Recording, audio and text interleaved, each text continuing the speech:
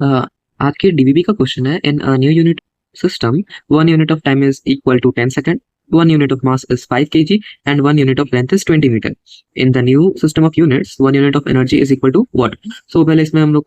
के पास एक फॉर्मूला होता है जो हम लोग सभी को पता है, जो कि होता है n1 u1 is equal to n2 u2, जो भी कन्वर्जन ऑफ यूनिट्स के लिए होता है।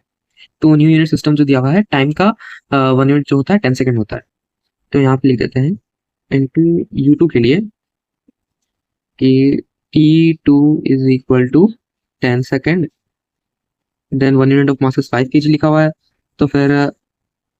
मास का m हो जाता है m2 is equal to 5 kg, then 1 unit of length is 20 metre है, यानी L2 is equal to 20 metre. इतना लिख लिए हैं। अब यहाँ पे हम लोग का बात कर रहे हैं कि 1 unit of energy is equal to कितना नया यूनिट्स के बारे में बात हो रहा है। तो फिर एनर्जी का हम लोग का क्या लिखाता है, तो हम लोग का energy E is equal to mc square होता है, एम हो जाता है मास, तो M C is speed of light, तो स्पीड ऑफ लाइट यानी मीटर पर सेकंड, मीटर का हो जाता है लेंथ, पर सेकंड का हो जाता है टी -1 होता है, लेकिन स्क्वायर है तो यहाँ पे भी टू और यहाँ पे भी टू लग जाएगा, इसका डायमेंशन ये हो जाएगा। तो असल में डायमेंशन जो होगा ना, यूनिट यूनिट ये रहेगा, उसके बाद यूनिट ये रहेगा, यानी यूनिट 1 जो रहेगा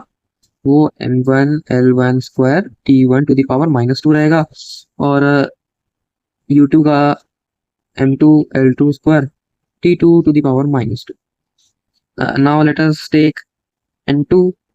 n2 तो हम लोग का n2 ही रहेगा, n2 ज़्यादा कुछ लेना नहीं है, and n1 is equal to, जैसे यहाँ पे लिखा है 1 unit ऑफ एनर्जी लिखा है, तो 1 इज द n1, समझे, तो यहाँ पे 1 ले लिए।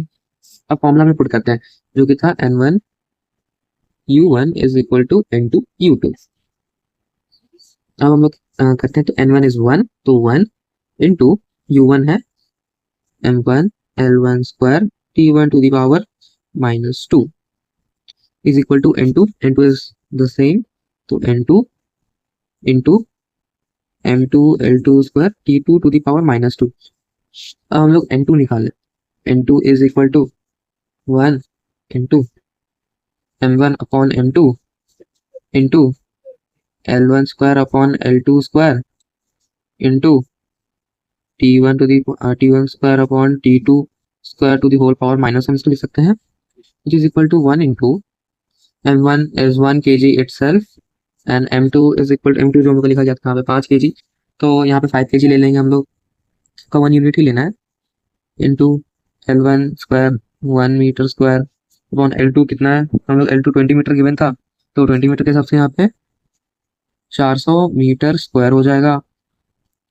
इंटू t1 का स्क्वायर, t1 तो नॉर्मली 1 सेकेंड ही है, तो यहाँ पे 1 सेकेंड स्क्वायर अपॉन t2 का स्क्वायर हो जाएगा, t2 गिवन है 10 सेकेंड, तो 10 सेकेंड के हिसाब से ये 100 सेकेंड स्क्वायर हो जाएगा, 100 second square to the power -1। S S कटा, यहाँ पे एम स्क्वायर कैंसिल आउट हुआ, के जी कैंसिल आउट हुआ, अब बचा क्या, अब बचा 1 into n2 is equal to 1 into 1/5 into 1/400 into 1/100 to the power -1। अब इसको हम लोग सॉल्व करते हैं तो क्या आता है, 1 into 1/5 into 1/400 into 100, 0 0 cancel out हो जाएगा यहाँ से, बस, तो n2 इज इक्वल टू 1/20 आ गया, 1/20 आया, तो 1/20 हमारा न्यू यूनिट्स हो जाता है, न्यू यूनिट्स हो जाता है। अच्छा, हम लोग का 1 joule is equal to 1/20 new units, और हम लोग का क्वेश्चन में बात किया था कि in the new system of units 1 unit of energy is equal, यानी न्यू सिस्टम ऑफ यूनिट्स के हिसाब से उसका 1 यूनिट ऑफ एनर्जी जो होगा वो जो कितना जूल्स होगा। तो न्यू सिस्टम हम लोग ये समझ गए कि 1 joule is equal to 1/20 new units हो गया, तो ये लिख सकते हैं 1 joule into 20 is equal to 1 new units, तो यहाँ पे देयरफॉर लिख सकते हैं 1 new unit energy is equal to 20 joules, and that is the answer.